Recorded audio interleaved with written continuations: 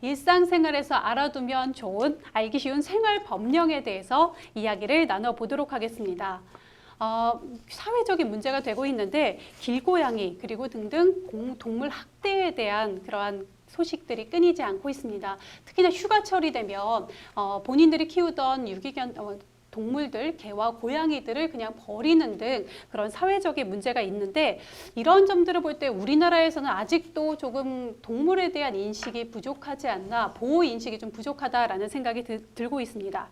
그렇다면 오늘 이 시간에는요, 다른 나라에서는 동물들을 위해서 어떤 법들이 존재하고 있는지 세계 별별 동물 보호법에 대해 한번 알아보도록 하겠습니다. 저희가 국가별로 준비를 했는데 어떤 별별 동물 보호법이 있는지 자막을 통해 한번 확인을 해보도록 하겠습니다. 네, 첫 번째 자막 어떤 내용일까요? 원형 어항에 금붕어 키우면 유죄라는 내용입니다. 원형 어항, 뭐 흔히들 드라마 속이나 아니면 인테리어를 목적으로 원형 어항들을 많이 두고 계시는데 우리나라 같은 경우는 아닐 것 같아요. 실생활에서 많이 보기 때문에 우리나라는 당연히 아닐 것 같고 박 변호사님한테 여쭤보도록 하겠습니다. 어느 나라일까요? 예, 이탈리아의 법인데요. 이 법은 2005년에 통과된 법으로서 원형 어항은 산소가 충분하지 않고 이런 환경에 방치되는 경우에는 금붕어가 시력을 잃을 수도 있기 때문에 생겨난 법이라고 합니다. 이외에도 이탈리아에서는 물고기나 동물을 상품으로 제공하거나 미용을 위해 애완견이나 고양이의 발톱 또는 꼬리를 자르거나 개에게 목걸이를 해줘도 처벌받을 수 있습니다. 만약 애완동물을 버릴 경우 최대 1년간 구금하게 되고 벌금으로 1만 유로를 물게 하는 법안도 있을 만큼 이탈리아에서는 동물과 관련된 처벌 수위가 높다고 합니다. 네, 굉장히 높습니다. 개에게 목걸이를 해도 처벌을 받을 수가 있고 특히나 이렇게 물고기까지 법령이 있다고 하니까 동물을 아끼는 이탈리아 사람들의 마음이 느껴지는 그런 법령이 아닌가 생각이 됩니다. 그럼 계속해서 다음 자막 보도록 하겠습니다. 이번에는 어떤 국가에 있는 내용일까요? 기니피그 외동으로 키우면 유죄. 이 이슈도 좀 재밌습니다. 이번에는 어떤 나라일지 서 변호사님 좀 정리해 주실까요? 네, 스위스입니다. 스위스는 무리를 지어 살아야 하는 동물을 단독으로 키우는 것을 법으로 금지하고 있습니다. 예를 들어 기니피그나 앵무새는 무리를 지어 사는 사회적인 동물이기 때문에 한 마리만 따로 키우면 처벌을 받을 수 있다고 합니다. 만약 키우고 싶다면 최소 한 쌍을 함께 길러야 하는 것입니다. 스위스의 동물법부 중 하나 또 재미있는 법령이 있는데요. 바로 바닷가재를 산채로 삶을 경우 유죄가 인정될 수 있다고 합니다.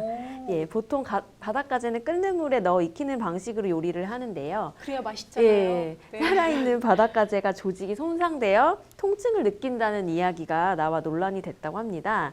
물론 갑각류는 통증을 느낄 수 없다라는 반론도 만만치 않았지만 국민적인 여론에 힘입어 스위스는 지난해 3월 바닷가재를 요리할 때는 전기 충격기로 기절시켜 뇌를 먼저 물리적으로 손상시킨 다음에 그 고통을 이제 느끼지 못한 상태에서 끓는 물에 넣을 수 있게 하는 법안을 통과했다고 합니다. 정말 놀랍습니다. 뭐 먹더라도 고통을 느끼지 못하게 하도록 죽인 다음에 먹어야 된다라는 게 있는 것 같은데 저도 스위스에서 이제 갑각류는 얼음이나 얼음물에 담가서 운송하는 것 역시 불법이다, 금지된다라는 거를 들은 적 있는 것 같습니다. 정말 알면 알수록 또 신기하고 재미있는 법령들이 나오고 있는데 다음 세계 별별 동물 보호법에는 어떤 법령이 또 숨겨져 있을까요? 한번 보도록 하죠. 네, 산책 3번 안 하면 유죄. 이게 만약에 일주일이라면 그래도 할만하겠지만 하루에 산책 3번 안 하면 유죄다라고 하면 정말 바쁜 분들은 애완동물은 키울 수가 없지 않을까 그런 생각이 들거든요. 네, 어떻습니까? 네, 이 법령은 노르웨이 법령입니다. 노르웨이에서는 반려견 3회 산책법이라는 제도가 있어서 반려견의 주인은 반드시 하루에 3번 이상 산책을 시켜야 하고 이를 어길 때에는 동물 학대로 간주해 벌금을 내게 됩니다. 또한 노르웨이에서는 반려견의 주인은 위반 사실을 알고도 신고하지 않을 경우에 주변 사람도 처벌 대상이 될 수 있습니다. 그리고 노르웨이 일부 주에서는 사람들의 동물 학대를 예방하기 위해서 동물들만 관리하는 경찰까지 따로 운영되고 있다고 합니다.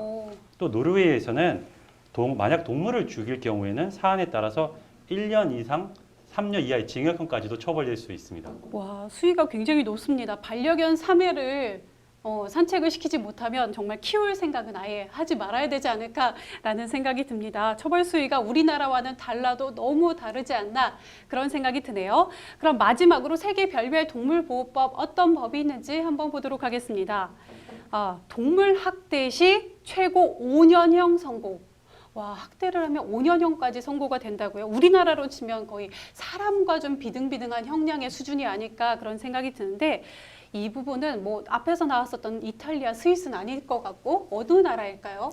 네, 동물보호법이 최초로 만들어진 영국의 법령입니다. 영국은 본래 동물학대에 대한 최고 형량이 6개월, 징역 6개월이었다고 합니다. 근데 올해 개정된 법령에 따라 최고 형량이 6개월에서 5년으로 처벌 기준이 강화되었다고 합니다.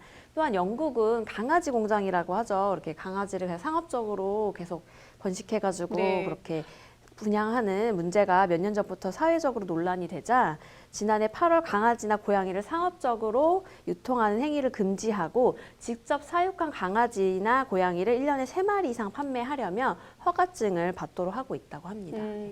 이런 문제는 우리나라에서도 좀 이슈가 되고 있는 것 같습니다. 사는 강아지들이 굉장히 예쁘잖아요. 그래서 키우는 주인들 입장에선 사지 말고 입양하세요라는 캠페인들을 많이 벌이고 있는데 이 부분은 영국도 좀 비슷하지 않을까 생각이 듭니다. 동물보호법이 최초로 제정된 영국에서는 동물보호에 5가지 원칙이 있다고 합니다. 첫 번째, 갈증과 배고픔으로부터 자유로울 것. 둘째, 불편함으로부터 자유로울 것. 셋째, 고통, 상처, 질병으로부터 자유로울 것. 넷째, 정상적인 행동을 표현할 자유. 다섯째, 두려움과 스트레스로부터 자유로울 것. 이렇게 5가지 원칙이 있다고 합니다. 최소한의 동물보호법 기본권은 법률에 근거해서 반드시 지켜져야 되는 그런 보장돼야 되는 내용이 아닌가 그런 생각을 해봅니다.